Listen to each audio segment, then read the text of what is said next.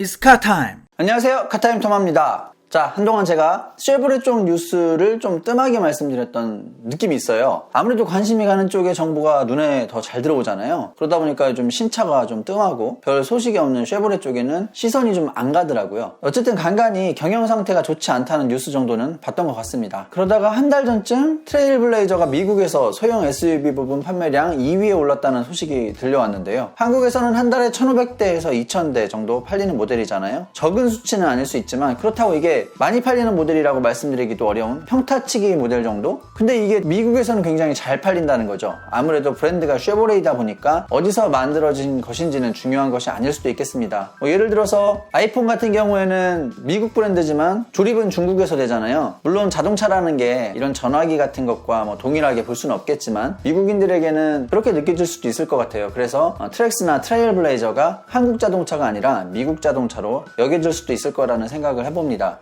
그리고 미국은 고등학교 1학년 때부터 면허를 따고 운전을 할 수가 있다고 하죠. 그래서 중산층의 부모들이 20대들에게 운전할 나이가 되는 그 생일 때 생일 선물로 트레일블레이저나 트랙스를 사주는 경우가 꽤 있다고 합니다. 뭐랄까 약간 우리나라와는 좀 환경이 다르다고 볼 수 있겠네요. 어쨌든 트레일블레이저는 미국에서 이 쉐보레라는 브랜드 파워에 힘입어서 좋은 판매량을 보이고 있습니다.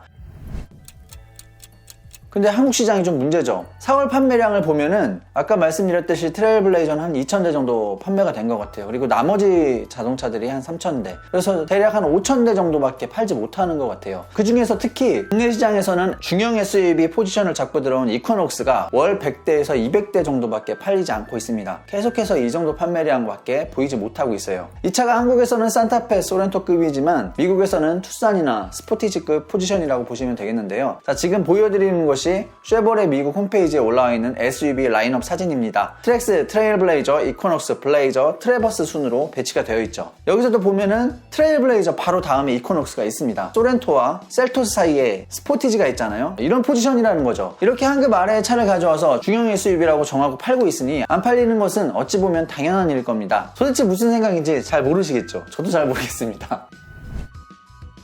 자, 말이 나온 김에 쉐보레 블레이저를 좀 살펴보도록 하겠습니다. 많은 쉐보레 마니아 분들께서 빨리 출시해달라고 요구했던 바로 그 차인데요. 쉐보레는 출시는 늦는데 단종은 빠르다는 이야기가 있는데 이 블레이저를 보면 좀 공감이 됩니다. 긍정적으로 한국 출시를 검토하고 있다는 멘트를 꽤 오래전에 들은 것 같은데 아직도 안 나왔습니다. 미국에서는 이제 2022년형이 공개되는데 말이죠. 카마로를 닮은 혁신적인 디자인은 시간이 흘러 그 기분 좋은 충격이 많이 흐려지긴 했지만 여전히 멋진 외관을 가지고 있다고 생각합니다. 이게 중국의 GM 공장에서도 만들어지고 있는데요. 아시아 전용 모델로 7인승까지 가능한 롱바디 모델이라고 합니다. 아마도 국내 출시된다면 이 모델이 들어오지 않을까 싶습니다. 만약 이 차가 국내에 들어온다면 메이드 인 차이나에 대한 한국 소비자들의 불신의 벽을 넘어야 한다는 숙제가 남긴 하겠습니다만 그래도 우리나라에 깔린 쉐보레 AS망을 감안한다면 다른 중국 차들보다는 거부감이 덜하지 않을까 싶습니다. 한 걸음 더 들어가 보자면 이 차는 아까 말씀드린 것처럼 카마로를 닮은 멋진 외관 디자인을 갖고 있습니다. 어찌 보면 산타페 부분 변경 전 모델과 비슷해 보이기도 합니다. 분리형 레이아웃 프론트 라이트가 유사한 구성이기 때문일 텐데요. 개인적으로는 블레이저의 외관이 훨씬 더 묵직하고 세련돼 보입니다. 이번 2022년형의 경우 상위 트림에서 약간의 디자인 변화가 있었다고 하는데요. 범퍼 하단이나 사이드 스커트, 휠아치 클래딩 등을 살짝 손본 것 같습니다. 실내 디자인을 좀 보면요. 솔직히 지금 트렌드랑은 좀 다르긴 합니다. 불과 몇 년 사이에 이렇게 실내 디자인의 조류가 좀 바뀌었는데요. 그래도 저는 그렇게 나쁘게 보지는 않아요. 나름 개성적인 실내 디자인을 가지고 있다고 생각합니다. 일부 소비자들은 약간 올드해 보인다는 느낌을 받으실 수도 있겠네요. 그건 어쩔 수 없겠죠. 한 가지 좀 마음에 안 드는 것은 센터 송풍구의 위치가 너무 낮다는 것인데요. 이건 에어컨 바람을 전혀 고려하지 않은 디자인이라고 생각합니다. 자고로 바람은 이 얼굴에 직접 불어야 시원한 법이죠. AVM 모니터가 8인치 사이즈밖에 안 되는 점도 좀 아쉽습니다. 인포테인먼트 시스템 제어는 이 모니터 안에서 이루어지는 것 같고요. 공조 제어는 그 아래 일자로 길게 이어지는 버튼들로 이루어지는 것 같습니다. 버튼의 배열이 그렇게 익숙해 보이지는 않는데요. 이 부분은 적응이 좀 필요할 것 같습니다. 파워트레인의 경우에는 2.5리터 자연흡기 엔진이 라인업에서 빠졌고요. 2리터 가솔린 터보, 3.6리터 V6 자연흡기 엔진만 남게 됩니다. 모두 자동 9단 미션이 매칭되며 2리터 터보 엔진 탑재 모델의 경우 227마력의 최고 출력과 35.7kgm의 최대 토크를 갖게 된다고 합니다. 그리고 3.6리터는 최고 출력 308마력, 최대 토크 37.3kgm입니다. 3.6리터 모델보다는 1 2리터 모델이 국내에서는 시장성이 있어 보입니다. 이 밖에 쉐보레 세이프티 어시스트 패키지가 기본으로 들어가는 등 상품성을 2021년 대비 한 단계 높였다고 합니다.